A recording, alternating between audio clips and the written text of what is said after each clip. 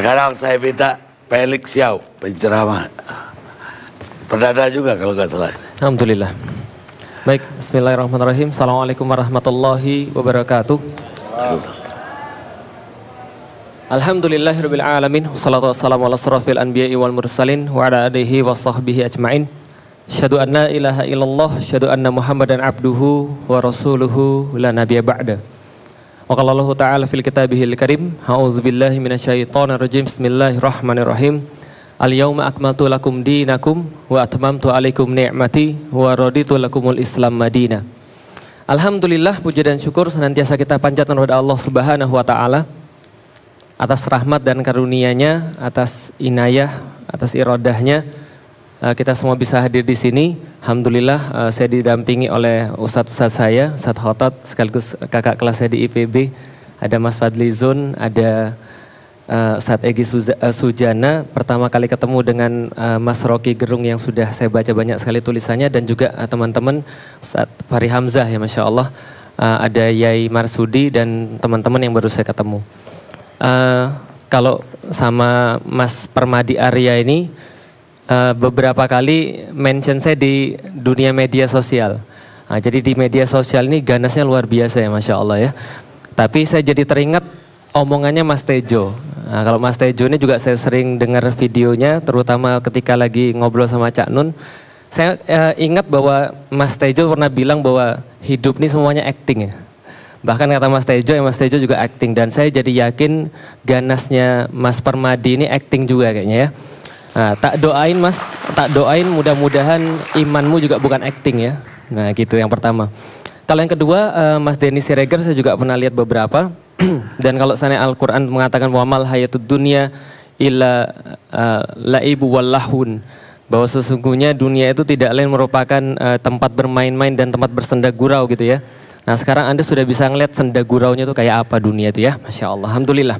Jadi yang pertama-tama saya pengen ngasih tahu dulu, saya datang ke sini Alhamdulillah karena memang mungkin TV One melihat saya sebagai penggiat media sosial juga ya.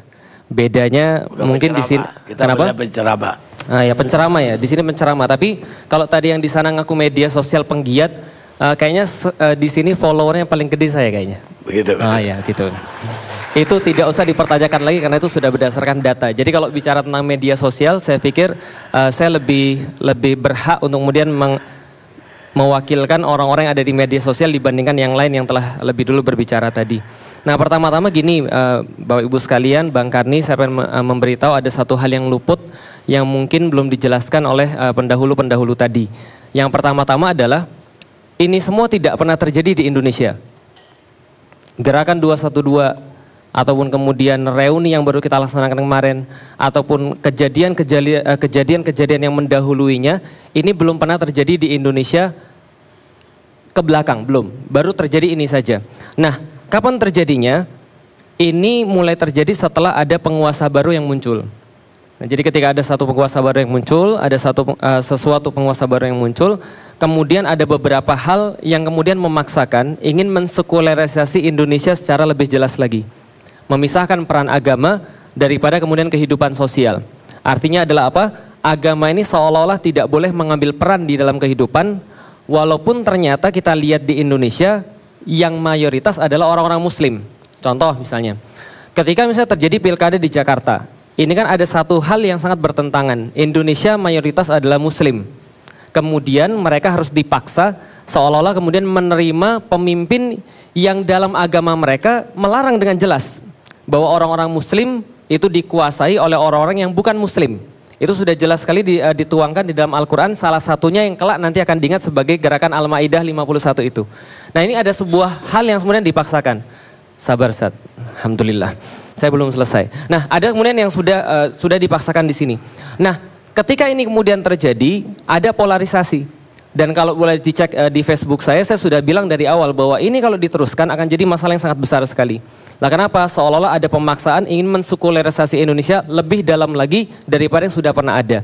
Nah, dari situlah kemudian ketika ada gerakan-gerakan kaum muslimin yang akhirnya 411, 212, ini ada satu hal yang memang tidak pernah dirasakan. Saya masuk Islam tahun 2001. Jadi pada Bapak Ibu sekalian yang hadir di sini yang ada di rumah, saya masuk Islam 2001. 15 tahun, 16 tahun saya berada di, maaf, 2002 saya masuk Islam. 15 tahun saya berada di dalam Islam, itu tidak pernah saya temukan ada satu common sense di antara kaum muslimin untuk satu gerakan. Nah, kenapa ini bisa muncul? Karena mereka mengatakan kami mendapatkan hidayah, kami mendapatkan pencerahan, kami mulai sadar dengan agama kami, tanggung jawab dengan agama kami sendiri, yang setiap hari kami ucapkan, yang setiap hari kami baca Al-Quran. Setelah kemudian kasus penistaan Al-Maidah 51 itu, mereka menjadi punya sebuah tanggung jawab yang lebih besar dalam agama mereka. Muncul satu gerakan. Nah, ketika muncul satu gerakan ini menjadi sebuah gerakan yang tidak bisa diabaikan oleh siapapun. Terlepas tadi ada usaha kemudian untuk mengkerdilkan gerakan ini dengan kata-kata seperti tadi, yang hadir di sana cuma puluhan ribu. Ada satu situs berita mengatakan dari polisi sendiri, itu polisi yang ditugaskan untuk menjaga aksi kemarin itu, bukan aksi ya Sat ya, ngumpul, reuni, baik, reuni dan maulid akbar, itu yang ditugaskan 35 ribu. Lah kalau dikatakan orangnya 30 ribu, berarti siapa yang mengawal siapa, kan gitu. Gitu kan ya? Artinya apakah kemudian polisi yang kemudian mengawal pesertanya, ataukah pesertanya yang ngawal polisinya? Jangan-jangan, karena polisinya lebih banyak. Nah, sedangkan kejadian itu kan nggak ada. Oke, terlepas daripada kemudian aksi apapun yang kemudian mengkerdilkan, mereka harus kemudian memahami bahwa gerakan ini tidak bisa diabaikan. Buktinya, seberapapun yang hadir itu jauh lebih besar daripada yang bisa dikumpulkan oleh partai politik manapun. Dan terutama yang bisa dikumpulkan sama aksi-aksi tandingan. Seperti misalnya tahun lalu ada aksi 412. Itu jauh lebih banyak kemudian aksi reuni ini. Nah, ini tidak bisa diabaikan oleh siapapun. Apa yang bisa kita lihat dari sini? Yang kita bisa lihat dari sini adalah kalau aksi ini terus berjalan, ini faktanya, kalau aksi ini terus berjalan, maka ada yang takut dengan adanya aksi ini. Padahal aksi ini tadi tidak lain dan tidak bukan adalah sebuah kesadaran umat muslim peduli dengan agamanya sendiri. Mereka mulai sadar bahwa Al-Quran memerintahkan mereka soalan pemimpin misalnya. Al-Quran memerintahkan mereka dalam kehidupan ada aturan-aturannya. Setiap hari mereka baca ayat tentang riba misalnya. Lalu kemudian mereka membandingkan dengan kenyataan yang sekarang. Apakah kemudian apa yang diperintahkan di dalam Al-Quran ini sudah diterapkan pada hal yang sekarang? Mereka membandingkan dengan kemudian ayat-ayat yang lain. Karena agama Islam kan agama spesial. Dia tidak hanya kemudian urusan akhirat, tapi dia urusan dunia yang nanti akan berpengaruh di akhirat. Nah, ketika gerakan ini kemudian mulai menggulir dan kemudian mulai besar, ada yang khawatir. Lah kenapa khawatir? Tidak lain dan tidak bukan, pasti ada kepentingan dengan syahwat kekuasaannya. Dengan kata lain, kalau andaikan ini gerakan kemudian terus-menerus kemudian bergulir, semakin banyak orang-orang muslim yang sadar dengan agamanya sendiri dan mereka punya tanggung jawab dengan agamanya sendiri. Dengan kata lain, jualan-jualan yang sekarang digulirkan itu menjadi tidak laku. Nah, makanya dibuat narasi yang baru. Apa narasi yang barunya? Narasi yang barunya adalah radikalisme, intoleransi, anti Pancasila, anti NKRI. Yang diserang siapa? Karena mereka tidak bisa nyerang langsung kepada Islam, karena mereka nggak berani nyerang langsung kepada Islam. Yang diserang adalah para ulama-ulamanya. Yang diserang adalah kemudian tokoh-tokohnya, partai-partainya, kelompok-kelompoknya. Muncul kemudian serangan-serangan itu secara masif. Untuk apa? Untuk menjatuhkan wibawa Islam yang kemudian dibawa oleh orang-orangnya ini dan oleh kelompok-kelompoknya ini. Muncul kriminalisasi ulama. Yang tadi memunculkan rasa kemudian di mana letak keadilan. Ketika ada misalnya satu kasus A tadi, kemudian kenyataannya berbeda dan perlakuannya berbeda ketika kasus yang lain. Nah, ini kemudian muncul banyak sekali kemudian hal-hal seperti tadi. Nah, maka reuni 212 ini yang perlu kita jelaskan pertama adalah ini adalah sebuah pengingat bagi setiap orang muslim yang hadir di sana bahwa aksi ini diinisiasi oleh aksi 212 yang kemarin tahun lalu, bahwa ini adalah aksi bela ulama dan bela Islam. Bela kemudian agama mereka. Anda sebagai seorang muslim, apakah Anda tidak punya tanggung jawab terhadap agama Anda sendiri? Yang kemudian Anda bersyahadat dengan agama Anda sendiri itu. Lalu kemudian Anda biarkan kemudian agama ini kemudian diperolok oleh orang-orang yang lain. Kemudian dijadikan bahan kemudian cercaan oleh orang-orang yang lain.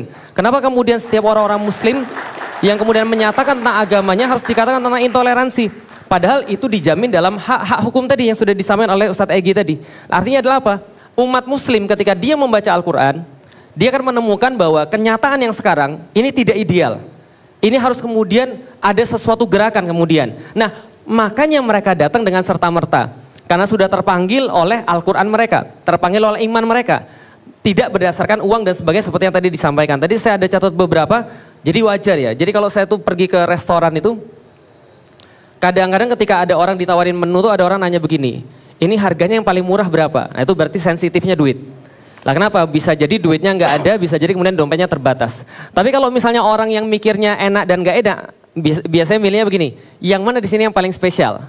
Lah kalau misalnya Bang Denny tadi mengatakan bahwa ini dananya dari mana? Nggak mungkin dikumpulkan dengan dana dengan tidak ada dananya orang sebanyak itu. Kenapa? Karena memang bisa jadi cara berpikirnya seperti itu. Cara berpikirnya adalah kalau mengumpulkan massa harus ada uang. Mereka tidak terpikir ada opsi yang lain. Bahwa ada orang yang kemudian bahkan mengeluarkan uang di situ, bahkan mereka kemudian mengerahkan segala sesuatu yang mereka punya, dan mereka nggak segan-segan untuk membayarkan orang lain. Anda bisa tanya, dengan kemudian reuni 212 yang jumlahnya jutaan itu insya Allah, nah Anda boleh tanya seberapapun yang Anda mau banyak kumpulkan surveinya, coba tanya sama mereka duitnya mereka dari mana. Dan insya Allah Anda akan temukan bahwa mereka tidak ada sama sekali yang dibayar. Jadi kalau ada kemudian tudingan-tudingan, tuduhan-tuduhan, yang kita kemudian pertanyakan adalah, selama ini kemudian ada yang mengatakan toleransi. Selama ini kemudian ada yang mengatakan bahwa mereka paling Pancasilais, paling kemudian NKRI. Tapi mereka tidak siap ketika menghadapi ada umat muslim yang bersatu. Lah kenapa? Karena ada sesuatu yang kemudian terjadi pada mereka yang akan berefek dengan kemudian kumpul-kumpul seperti ini. Atau reuni tadi 212. Oke, menjawab yang lain. Tentang bendera Hizbut Tahrir yang tadi dikatakan. Jadi saya tuh kadang-kadang gini ya, orang panik itu ya. Kalau andai kan mereka tuh nggak punya apapun yang digapai, kalau orang mau tenggelam itu ya jeram yang ngambang aja mereka ambil. Lah kenapa? Jadi gini, saya tuh selalu diajarkan sama ustadz-ustadz saya kalau ngomong tuh pakai data, gitu kan ya. Nah data yang tadi disampaikan itu ada data, tapi datanya fatal. Lah kenapa datanya fatal? Saya ke Topkapi itu lebih dari 15 kali. Lebih 15 kali. Topkapi, Museum Topkapi. Dan saya nggak tahu kalau Mas Permadi tadi yang diklaim Abu Janda ya, berarti bapaknya janda ya. Oh, gitu ya, Masya Allah, Alhamdulillah. Nah, jadi nggak tahu dia sudah pernah ke sana atau belum. Itu yang pertama. Dan tidak ada satupun kemudian bendera Rasulullah yang dipajang di Topkapi. Tidak ada. Saya 15 kali ke sana. Dan saya pikir mudah-mudahan ini bukan bagian daripada kesombongan. Nggak ada yang lebih tahu di Indonesia tentang Utsmani daripada saya insya Allah. Dan bendera yang tadi disampaikan itu bukan bendera Rasulullah. Itu bendera Utsmani. Makanya berarti itu adalah sebuah kebohongan publik yang kemudian tadi. Bahkan ini adalah, boleh ngasih. Loh, sebentar Mas, sebentar. Tunggu dulu. Katanya tadi nggak boleh ngomong dulu. Piye toh? Nah, gitu kan ya. Baik. Jadi artinya ini adalah kemudian sebuah hal pembohongan yang kemudian sebuah penggiringan opini. Bahkan inilah hate speech yang sebenarnya. Lah kenapa? Dari tadi kalau misalnya difahami dan didengarkan, inilah ucapan-ucapan provokasi tadi. Gitu kan ya. Oke, itu yang pertama. Yang kedua, bendera yang tadi diklaim sebagai bendera Hizbut Tahrir itu adalah bendera Rasulullah Sallallahu Alaihi Wasallam. Hadisnya jelas. Anibni Abbas, royatu Sallallahu Alaihi Wasallam saudah, waliwa'uhu abyad. Saya nggak usah artiin ya, insya Allah ya. Oh, artiin, baik. Baik, terima kasih.